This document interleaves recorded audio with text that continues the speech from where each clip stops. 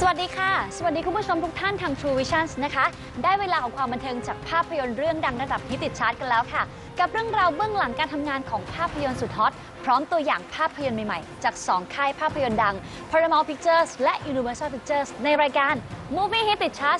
2018 กับเนสนิสาชลสิวไทยสงฆ์ค่ะ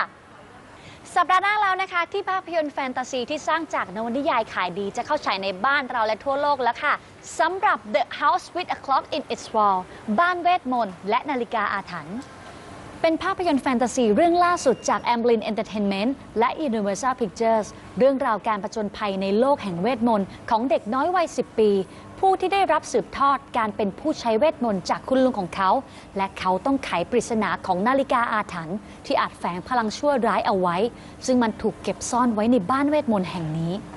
The House with a Clock in its Wall บ้านเวทมนต์และนาฬิกาอาถรรพ์ได้2ดาราดังอย่างแจ็คแบล็กดาราตลกร่างท้วมอารมณ์ดีจากภาพยนตร์ดังอย่าง School of Rock และจูมันจีมานำแสดงรวมถึงดาราสาวดีกรีออสการ์อย่างเคท บลันเชสก็มาร่วมนำแสดงในภาพยนตร์เรื่องนี้ด้วย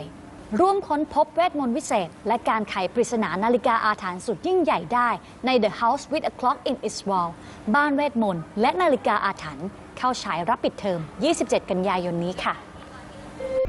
หลังจากหายหน้าหายตาไปจากจอภาพยนตร์นานกว่า 7 ปีเต็ม ปีนี้พยัคฆ์ร้ายสายฮากลับสู่จอภาพยนตร์อีกครั้งค่ะ กับปฏิบัติการพิทักษ์โลกครั้งใหม่ หรือจะพังโลกก็ไม่รู้นะคะ กับเขาคนนี้จอห์นนี่อิงลิชพยัคฆ์ร้าย00 Dark Returnเอาละค่ะ ตอนนี้ก็ได้เวลาของตัวอย่างภาพยนตร์ใหม่ๆจาก Paramount Pictures และ Universal Pictures กันแล้วค่ะ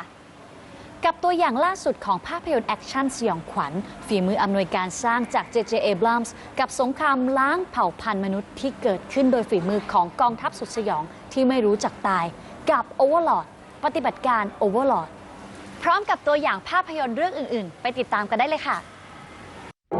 และทั้งหมดนี้ก็คือรายการของเราในสัปดาห์นี้ค่ะขอขอบคุณสถานที่ถ่ายทำรายการโรงภาพยนตร์ Eastview Cineplex ศูนย์การค้า Central Eastview เลียบทางด่วนเอกมัยรามอินทรา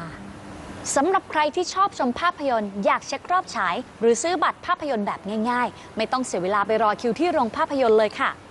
นี่เลยแอปเดียวช่วยได้ Major Movie Plus ที่ให้คุณทั้งเช็ครอบฉายภาพยนตร์อยากรู้ว่ามีรอบกี่โมงหรือฉายที่โรงภาพยนตร์ไหนบ้างแล้วถ้าตัดสินใจชมแล้วก็สามารถซื้อบัตรชมภาพยนตร์ผ่านแอปได้เลยไปโหลดกันได้ค่ะกับ Major Movie Plus โหลดได้ทั้งใน Apple Store และ Play Store และคุณจะรู้ว่าการซื้อบัตรภาพยนตร์มันง่ายสุดๆหมดเวลาของรายการในสัปดาห์นี้แล้วค่ะพบกับรายการ Movie Hit ติดชาร์ต 2018 ได้ใหม่ในสัปดาห์หน้าสำหรับวันนี้เนสนิสาชลสิวไทยสงฆ์ขอลาไปก่อนสวัสดีค่ะ